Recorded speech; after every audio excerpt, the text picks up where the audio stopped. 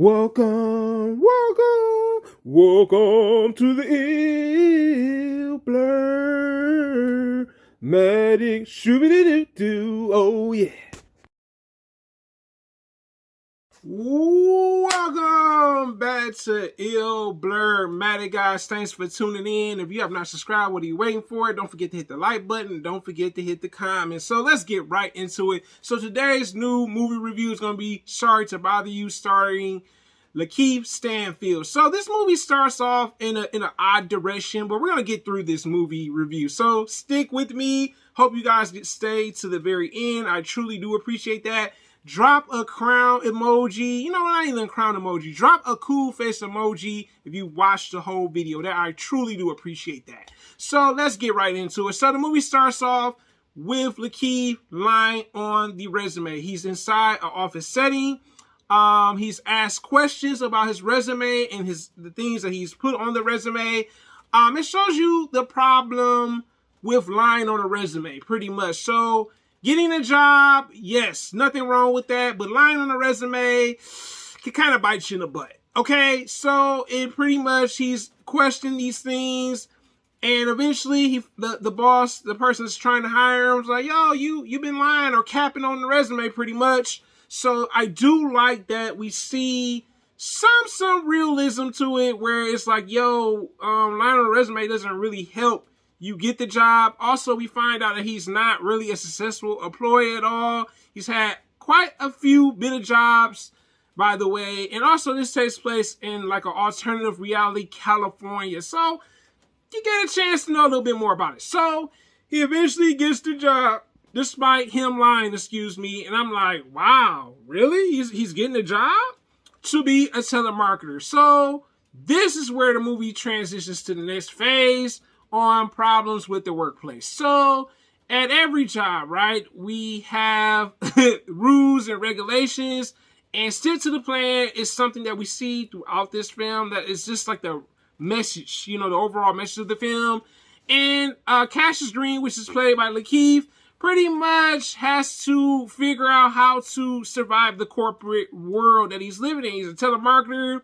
He's learning the ins and outs of being a telemarketer by trying. The first week was a huge failure. I don't know if someone else has felt that way when they first get a job and they're not great at it. I've been there myself, okay? Like, first week was a failure for me. He wasn't getting any results, you know what I'm saying? And that could be a bit frustrating. And also, we see that with him, literally, him having to change his voice in order to get customers to stay on the phone with him. So they give him like pretty much a template, an example of how he should be able to get customers.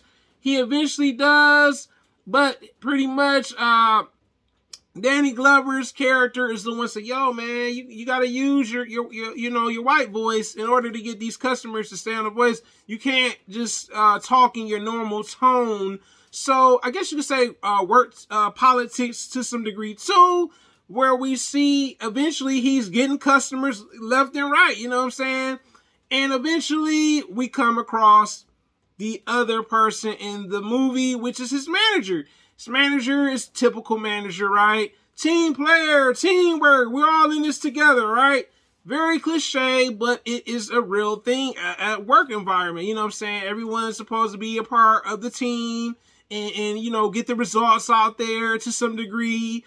So it shows you the work environment that he's in, and also the way to climb the corporate ladder. The more better performer you are as a worker in a work environment, you could eventually leave the floor that you work on. So there is realism in this, even though this is not a traditional type of movie.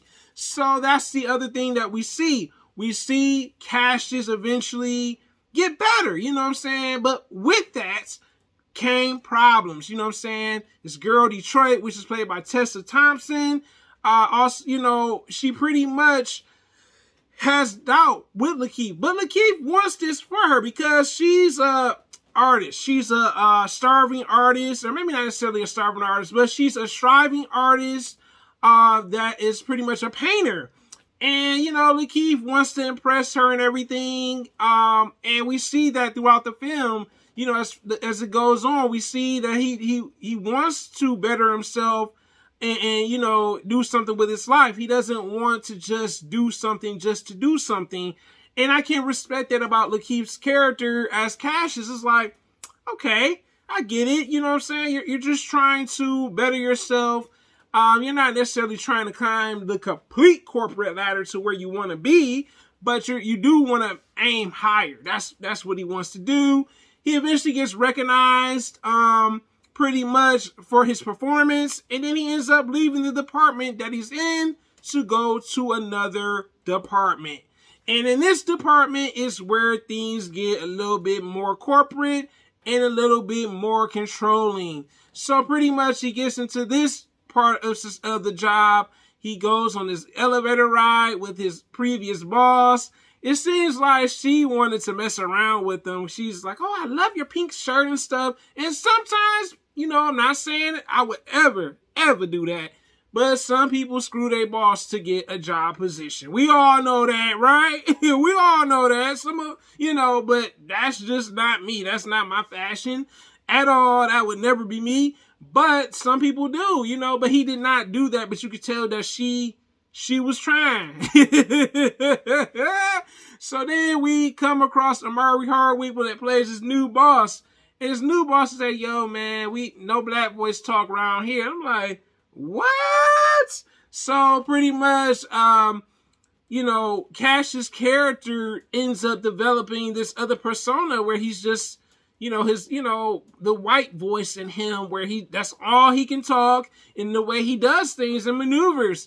He's invited to parties where he's there on that floor. He's also invited to meet one of the CEOs. And it shows you how once you get to a certain part of success, you see some other things too that comes with success when you're at a job. Now, I'm not saying that all these things you see, but maybe in some cases, depending on the type of job you have, you may see something that you're like, yo, this is crazy. This is wow.